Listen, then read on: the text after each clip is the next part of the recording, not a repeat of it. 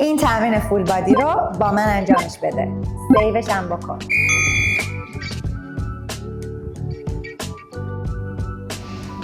لگن رو هل میدی عقب و پایین، میشینی تا ارتفاع زانو. شکم سفت، پشتت هم صاف. زانوها بالای مچ پان.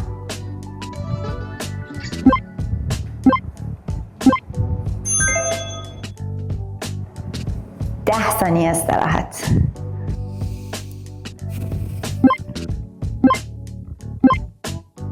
لانج، یه قدم بزرگ میذاری عقب، زاویه هر دو پا 90 درجه است.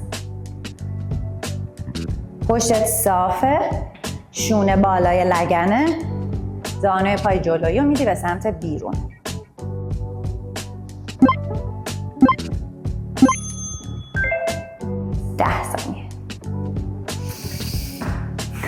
میتونی آب بخوری، نفس بگیری، سری برگردی. میخوایم بریم آپر بادی.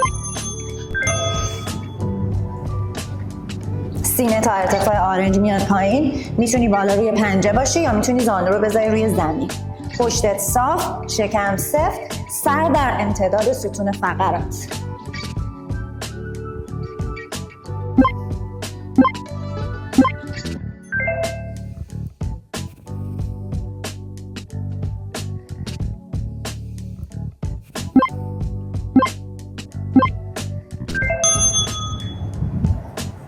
سکوات، ساید کیک. لگن عقب و پایین، شکم سفت، پاتو میدی به پهلو.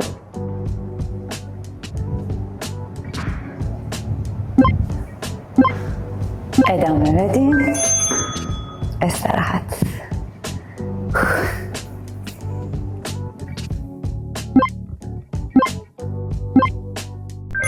پلانک، شولدر تپ. دست زیر سرشونه، شکم سفت، پشتت صاف، سر در امتداد ستون فقرات. دم و بازدم. شونه و لگنم تقریبا توی یه خطن. استراحت. آب اگه لازمه بخورین یا میتونین یه کمی راه برین. دراپ سکوات. زانوها رو هل میدی به سمت بیرون. وقتی میشینی پاشنه پا رو فشار میدی روی زمین. ادامه بدین.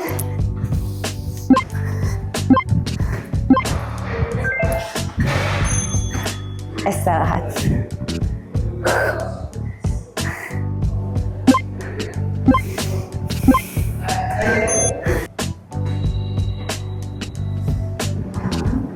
زاویه هر دو پا 90 درجه است. سرشونه بالای لگن، شکمت سفت.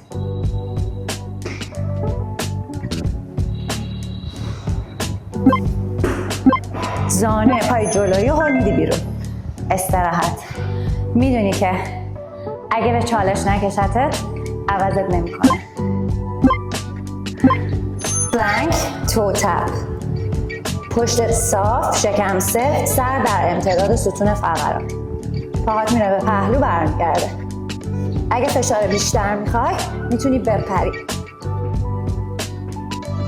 یا میتونی همین رو نگه داری. تموم شد. هر حرکت رو 20 ثانیه انجام میدیم، بینش 10 ثانیه استراحت میکنیم. 4 تا 5 ست انجامش بده. اوکی؟